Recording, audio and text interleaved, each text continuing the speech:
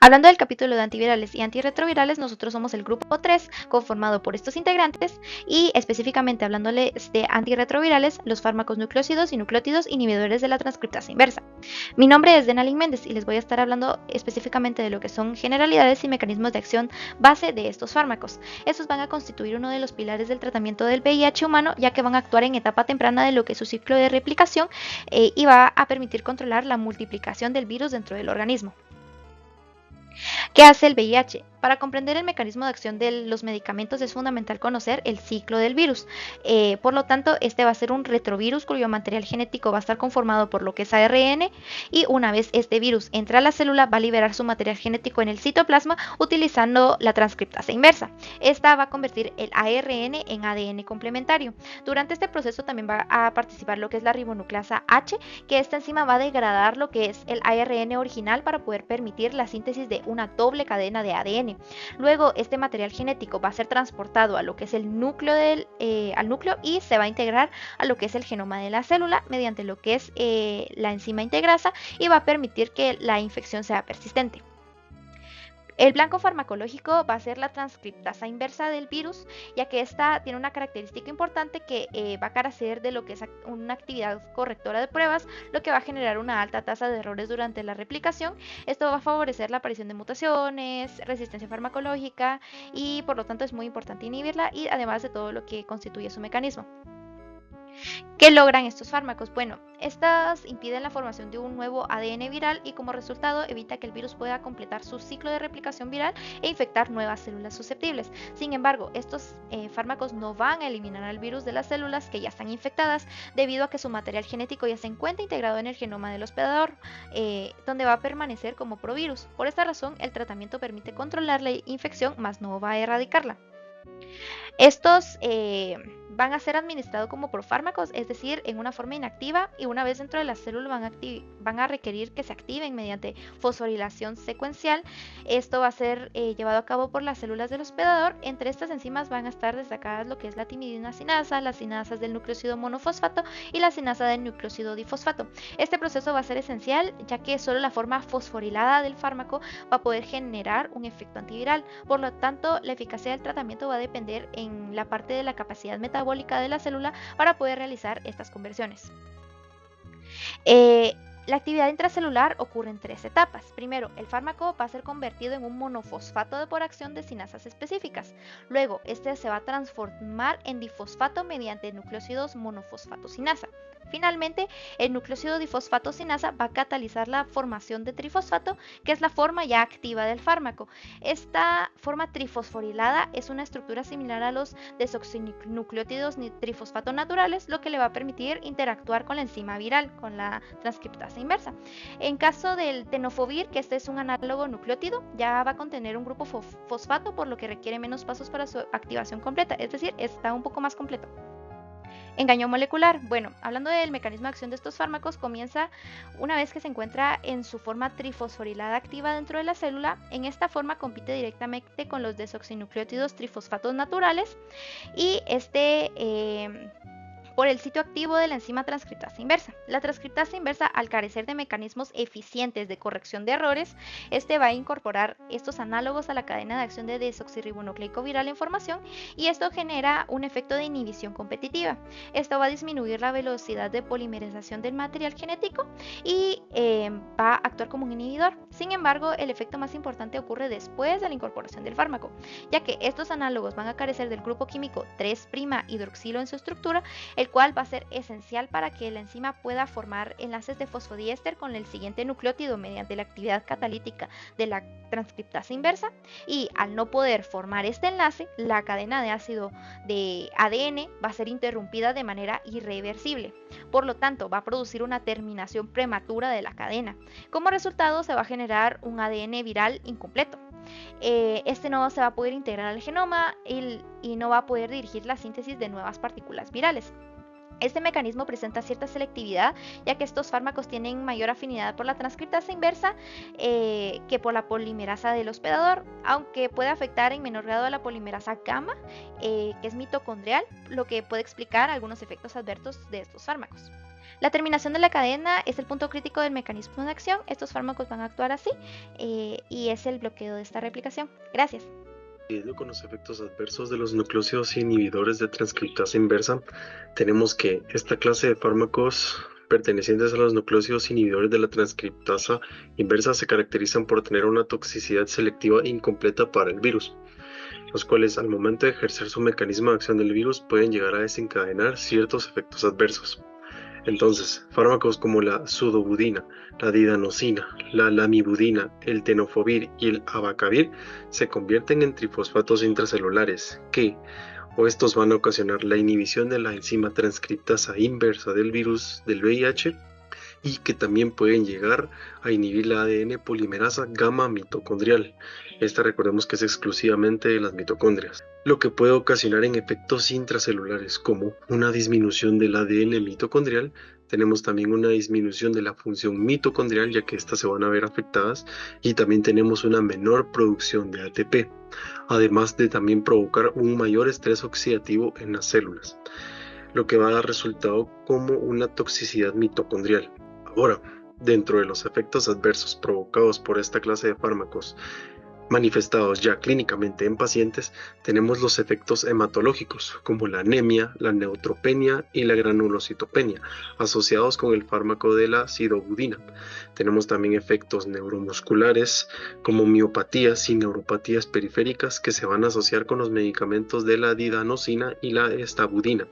Y tenemos también efectos gastrointestinales y pancreáticos, como la pancreatitis, que se asocia con el fármaco de la didanosina. También tenemos efectos metabólicos que van a ser importantes porque pueden ocasionar una acidosis láctica o una esteatosis hepática, que esta se va a relacionar directamente por la falla mitocondrial de los hepatocitos. ¿Cómo es que es el mecanismo de acción de esta clase de fármacos? Pues primero que nada, tomando por ejemplo el fármaco de la sidabudina. Este fármaco, al ser ingerido, debe ocurrir una activación de este, ya que al momento de entrar en la célula hospedadora que contiene el virus, este fármaco entra inactivo y dentro de esta se convierte en su forma activa, que será en trifosfato. Como les mencioné en este ejemplo, tenemos el fármaco de la sidabudina, que este se va a convertir en sidobudina trifosfato, que es la forma activa del medicamento. Por consiguiente, esta forma activa va a activar y va a competir con los nucleótidos naturales del organismo, en donde la sidobudina trifosfato se convierte en un análogo de la timidina, que competirá con la enzima transcriptasa inversa del virus para la síntesis del ADN. Además, debemos destacar que esta enzima no va a lograr distinguir entre los nucleótidos naturales y el fármaco, y es por ello que este fármaco logra integrarse a la célula hospedadora que contiene al virus como tal. Entonces, la enzima transcriptasa inversa, que se encuentra formando una cadena de ADN a partir del ARN viral, y en lugar de añadir un nucleótido natural, este va a añadir el fármaco de la sidabudina trifosfato a su cadena de crecimiento.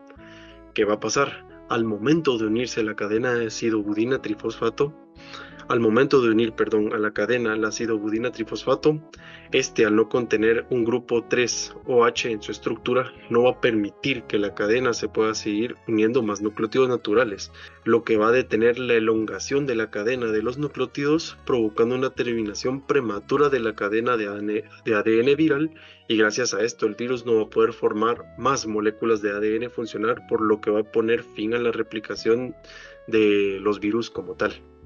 Farmacocinética general de los inhibidores nucleósidos de la transcriptasa reversa. Vamos a hablar principalmente del ADME, que es la absorción, distribución, metabolismo y la eliminación de estos fármacos. Como parte introductoria, vamos a recordar que son los inhibidores nucleósidos de la transcriptasa reversa son profármacos, que quiere decir que van a requerir de una activación enzimática o intracelular para poder ejercer su efecto antiviral. Iniciamos hablando sobre su absorción. Estos se van a administrar principalmente por vía oral, ya que presentan una buena disponibilidad oral. Va a variar según el fármaco a utilizar. Algunos pueden administrarse a través de la intravenosa, por ejemplo la sidobudina, en situaciones específicas. La absorción generalmente no depende del pH gástrico, Por otra parte, su distribución es amplia, principalmente en la sangre, en ganglios linfáticos, en tejido linfoide, en la placenta, en el sistema nervioso central, dependiendo también el fármaco a utilizar. Un ejemplo importante es el ácido budina, ya que tiene excelente penetración al líquido cefalorraquídeo y también logran atravesar la placenta. Es muy útil en prevención de transmisión viral. Habíamos hablado anteriormente que una de sus características principales es que es un profármaco, ya que requiere una fosforilación intracelular por enzimas celulares, ya que esto convierte en un inhibidor nucleósido de la transcriptasa reversa a un monofosfato, luego un difosfato y por último un trifosfato activo. Esto va a permitir que inhiban la transcriptasa reversa que produzca la terminación de la cadena de ADN viral, evitando que se vuelva a replicar. Y también es importante mencionar que en fármacos como el tenofovir, que ya es un análogo del nucleótido, que quiere decir que ya tiene un fosfato inicial, no va a requerir del mecanismo que habíamos hablado para que éste se active. Por último, mencionamos la eliminación. La principal vía es la renal y se da por dos mecanismos principales, que es la filtración glomerular y por secreción tubular activa. Es por eso que con personas o pacientes que padecen de insuficiencia renal necesitan un ajuste de dosis para poder evitar una alteración a su sistema renal. Una excepción importante es el abacavir, ya que este se elimina principalmente por el metabolismo hepático. Ahora hablaremos sobre los principios de la resistencia a los inhibidores nucleósidos de la transcriptasa reversa. La resistencia ocurre principalmente por mutaciones de la transcriptasa inversa viral. Estas mutaciones reducen la unión del fármaco, su incorporación al ADN viral o van a favorecer su eliminación del ADN. Algunos principios de la resistencia a los inhibidores de nucleósidos de la transcriptasa reversa es a través de estos mecanismos, iniciando con la disminución de la afinidad por la transcriptasa inversa. Las mutaciones van a cambiar la estructura enzimática. Como resultado, el fármaco ya no va a poder unirse eficazmente. Un ejemplo típico es la mutación M184B, ya que esto va a producir resistencia a la lamivudina y la emitriptamina, que su principal mecanismo es a través de este sistema. La discriminación del análogo nucleósido. La enzima viral va a distinguir entre el nucleósido natural y el fármaco. Como resultado, el virus va a seguir replicándose normalmente y no se va a eliminar la cadena de ADN para evitar su replicación. También la eliminación de los NRTI incorporados, como por ejemplo la transcriptasa inversa va a eliminar los inhibidores de nucleósidos de la transcriptasa reversa ya incorporado al ADN viral. Y esto va a permitir la continuación de la replicación viral. Un ejemplo clásico es la resistencia al ácido budina. También vamos a hablar de la resistencia cruzada.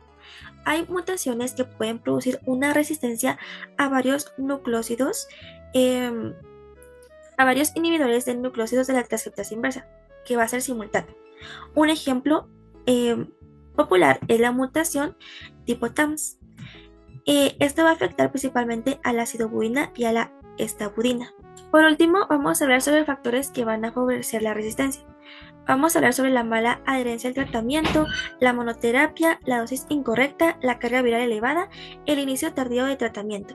Y la resistencia va a aparecer principalmente cuando la replicación viral continúa en presencia al fármaco.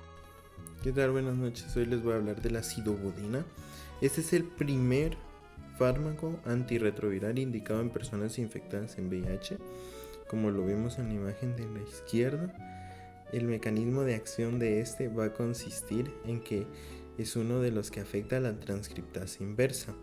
Son fármacos inhibidores nucleótidos de la transcriptasa inversa como tal.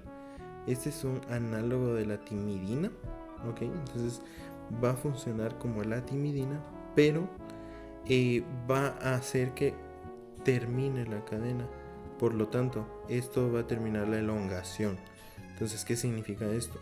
Que a la hora de que el ADN polimerasa y todos estos procesos de transcripción se estén llevando a cabo, este lo va a finalizar ¿Por qué? Porque no tiene el grupo 3OH. Este grupo permite que haya una continuación de la cadena. En cambio, aquí como no hay 3OH, se finaliza directamente. La administración se puede dar IV, se puede dar oral.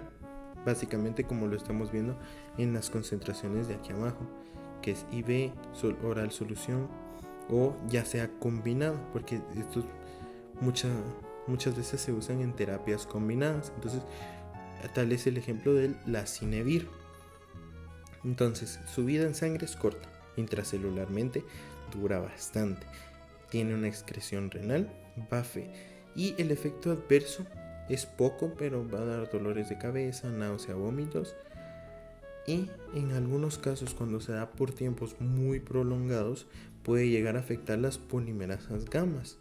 ¿Qué son estas? Estas son las polimerasas no estras. Entonces, por lo tanto, va a afectar las mitocondrias. Esto ya escala a un nivel de neuropatías, como por ejemplo, este se va a usar porque cruza líquidos tales como LCR, leche materna. Entonces, este se conoce, o su regla de oro, es porque previene la transmisión del VIH en el parto, y posteriormente, cuando ya tenemos al niño, lo van a usar como profilaxis para lo mismo prácticamente. Entonces, eso sería todo. Dejo la curiosidad del día de hoy en la imagen izquierda, que es 1987.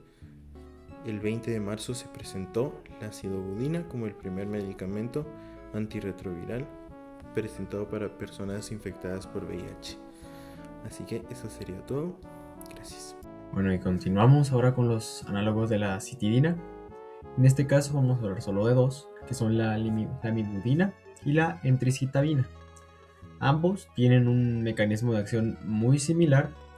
Ambos también tienen un espectro bien parecido. También la resistencia a estos medicamentos es muy similar, por lo que los vamos a estar tratando como que fueran uno solo. Vamos a estar poniendo ciertos parámetros que tal vez podrían diferenciarse el uno del otro. Pero cuando hablamos de los análogos de la citidina, hablamos de que estos fármacos principalmente inhiben la subunidad P66. Esa subunidad P66 pertenece a una de las subunidades de la transcriptasa inversa, que esta enzima lo que hace es construir ADN. En los extremos, básicamente estos medicamentos se van a unir y se van a hacer pasar por una de las cadenas, y así impiden que haya una buena construcción del ADN. En este caso, pues, hablamos de que ambas son un excelente uso farmacológico contra VIH 1, 2 e inclusive el virus de la hepatitis B. En estos casos, hablamos de que inclusive el ejemplo de la emtricitabina puede utilizarse hasta como profilaxis ante el virus de la hepatitis B. En estos casos, pues, hablamos de que podría utilizarse como si fuera profilaxis. Además, ambos tienen características bien importantes, como lo son la resistencia 1, porque básicamente la resistencia es la misma, que es la secuenciación de una de las cadenas de los aminoácidos. Es la única que podría mutar para que esta ya no la inhiba. Pero ahora dejando un poco de lado la resistencia, hablamos específicamente de la virtud de la toxicidad. No es tóxica porque tiene muy pocas interacciones con lo que son las polimerasas humanas, por lo que si nosotros sacamos de la ecuación que lo que hace este tipo de medicamento es interactuar con las polimerasas y no interactúa con las humanas, esto quiere decir que es positivo. ¿Por qué? Porque no reacciona contra las que no nos importan, solo contra las que nos importan. De ahí la administración es oral, tiene una muy buena biodisponibilidad, la distribución es mala en proteínas plasmáticas, casi no se unen, entonces es nulo. El metabolismo también es muy pobre. Obviamente, si no hay metabolismo, básicamente cuando hablamos de la excreta en orina se ve el fármaco casi completo. Por ejemplo, en la emtricitabina vemos un porcentaje hasta del más del 86% del fármaco, entonces se excreta muy, muy fácil. Entonces no requiere un metabolismo, no quiere ajustar tanto las dosis en el caso de que el paciente tenga algún problema de insuficiencia renal.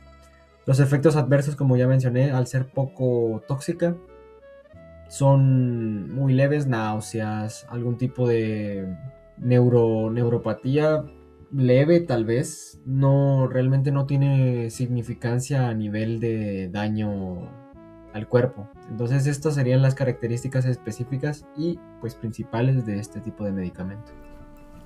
Hola, muy buen día, mi nombre es Mercedes, yo voy a estarles platicando acerca de lo que es el abacavir. Este es un medicamento que principalmente es un análogo de nucleósidos o NRTI, que es usado normalmente en el tratamiento del VIH.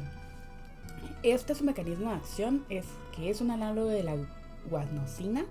Esta se activa dentro de la célula y luego inhibe la transcriptasa inversa del VIH. Produce esto la terminación de la cadena del ADN viral y esto genera lo que es el bloqueo de la replicación del virus. Tenemos lo que es su ADME o su farmacocinética, que su absorción es por vía oral.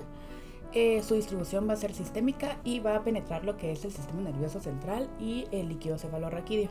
El metabolismo va a ser hepático, sin embargo no depende del sistema del citocromo P450, sino que este se va a metabolizar por el alcohol deshidrogenasa y la glucuronidación. Por último, la eliminación va a ser renal y su vida media va a ser corta. También hay que tomar en consideración los efectos que va a tener sobre el paciente. Hay que tomar en consideración lo que es el síndrome de hipersensibilidad. Cuando hay pacientes que tienen este síndrome, no hay que darlo, ya que esto puede generar lo que es daño en el paciente, ya que está relacionado directamente con lo que es el HLA beta 5701, que es un gen asociado directamente a la presentación de péptidos a la superficie de la célula, lo que va a permitir lo que es la eliminación del virus. Sin embargo, en pacientes que tienen este síndrome de la hipersensibilidad no va a tener esta facilidad, por lo que va a presentar síntomas al consumir el medicamento como la fiebre, el rash, náuseas, vómitos y diarrea, así que también como disnea, fatiga extrema y lo que es el dolor abdominal. También si se da o se suspende de manera abrupta puede generar lo que es un riesgo a muerte para el paciente. Y por último tenemos lo que son las contraindicaciones. Como comentaba, no tenemos que dárselo a pacientes con este tipo de gen, como es el HLA-B5701 positivo, o que tengan historia previa a hipersensibilidad al abacavir.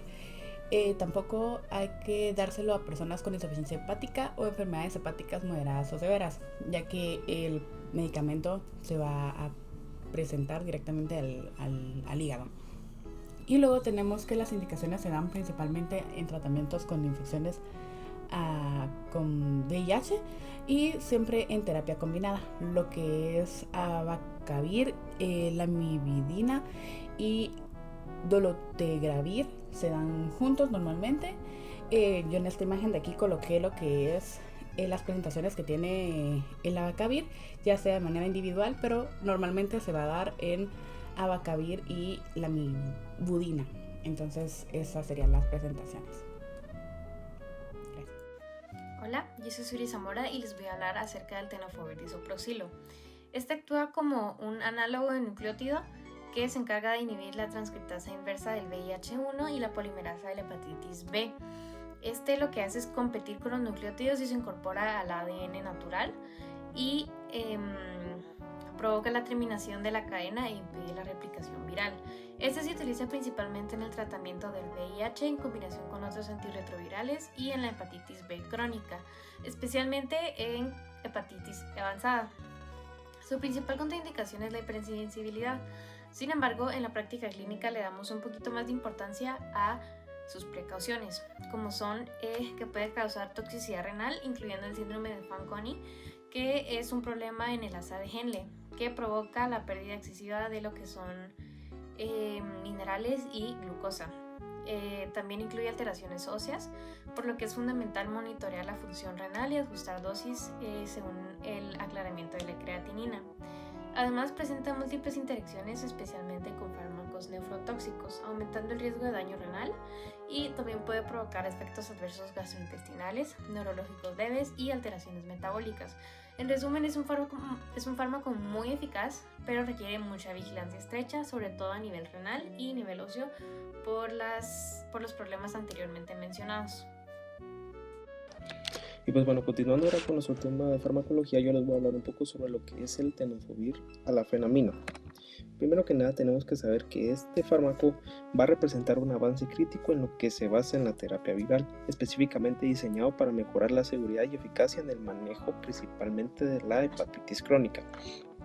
Tenemos que saber que a diferencia de su predecesor, que es el tenofovir disoproxilo, el tenofovir alafenamina es un fármaco de nueva generación principalmente. Su relevancia clínica radica principalmente en su capacidad para poder entregar el principio activo de la manera más directa a lo que es nuestro hígado, permitiendo dosis mucho menores, apenas 25 miligramos al día, como el que se muestra en la imagen, reduciendo así la exposición sistémica y a los efectos secundarios, principalmente en nuestros riñones y huesos. Entre su mecanismo de acción tenemos que saber que para entender cómo funciona debemos mirarlo dentro de una célula hepática, ya que ahí es en donde actúa principalmente. El tenofovir alafenamina entra principalmente en las células de nuestro hígado, los cuales son los hepatocitos, mediante difusión pasiva y transportadores específicos como el que está aquí en la imagen, como el OATPB-T1B1. ¿Okay? Una vez dentro ocurre pues la magia bioquímica, ¿no? Es por medio de la enzima carboxilesterasa que se hidroliza el compuesto y para liberar lo que es el tenofovir como tal. Posteriormente se fosforiza hasta convertirse en lo que conocemos como tenofovir difosfato, que es la forma metabólicamente activa del fármaco. Este metabolito va a actuar principalmente en la transcriptasa inversa del virus de la hepatitis B, lo cual lo confunde con un componente del ADN y lo incorpora a su cadena genética. ¿Y cuál es el resultado? La terminación inmediata de la cadena ADN viral, lo que hace su completa destrucción. ¿Okay? Entre sus usos y su dosificación tenemos que saber que su indicación es para la hepatitis B principalmente en adultos y adolescentes al menos de 12 años, importante, y que pesen 35 kilogramos por lo menos o más. ¿Okay? Se administra vía oral principalmente con alimentos para optimizar lo que es su absorción. ¿Okay? La duración del tratamiento, pues en pacientes se recomienda mantenerlo de 6 a 12 meses tras la seroconversión, y en pacientes con el antígeno E negativo la evaluación debe ser continua. ¿Okay? Entre la seguridad de entre advertencias y contraindicaciones de lo que es este fármaco, pues tenemos que saber que la mayor contradicción es para pacientes que tengan hipersensibilidad al fármaco. ¿Okay? Sin embargo, existen también otras preocupaciones clínicas como la función renal, ¿no? No se recomienda en pacientes con aceleramiento de creatinina, ¿okay? Principalmente en coinfecciones. Por ejemplo, antes de iniciar el tratamiento es obligatorio detectar si el paciente tiene o está recibiendo inmunoterapia en pacientes con VIH, por ejemplo, ya que si se trata con eso puede llegar a generar resistencias virales. ¿Okay? Y por último, entre sus reacciones adversas, tenemos que saber que finalmente es un fármaco que pues es bien tolerado en general. Sin embargo, los efectos secundarios más comunes son cefalea, náuseas y fatiga, ¿okay? Entre los más comunes. Sin embargo, en otros efectos, principalmente si no se actúa en sus usos, en lo que es adultos y adolescentes, como les había dicho, pueden observarse principalmente aumentos en la enzima ALT, así como también molestias gastrointestinales, ¿okay? Llegando incluso a tener dolor abdominal. Entonces, en conclusión, con este fármaco tenemos que saber que el tenofovir alafenamina es una herramienta potente y refinada que nos permite controlar la carga viral, ¿okay? Lo que es en la hepatitis B, por ejemplo, con una precisión que protege tanto la salud renal como ósea del paciente a largo plazo, marcando así también un estándar de oro con el tratamiento antiviral moderno. ¿Okay? Muchas gracias.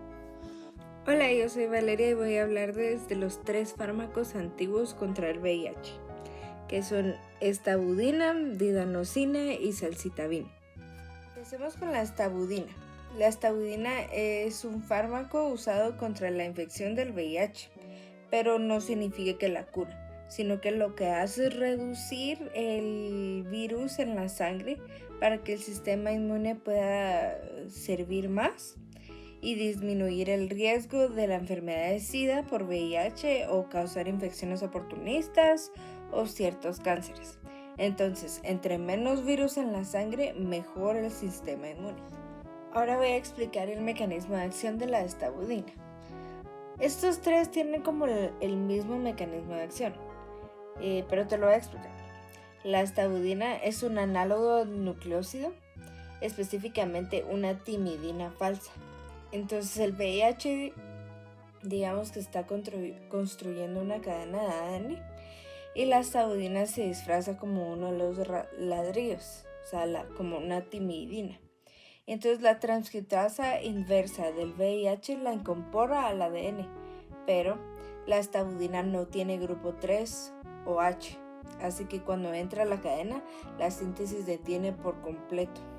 Entonces no hay ADN viral funcional y el virus no se puede replicar.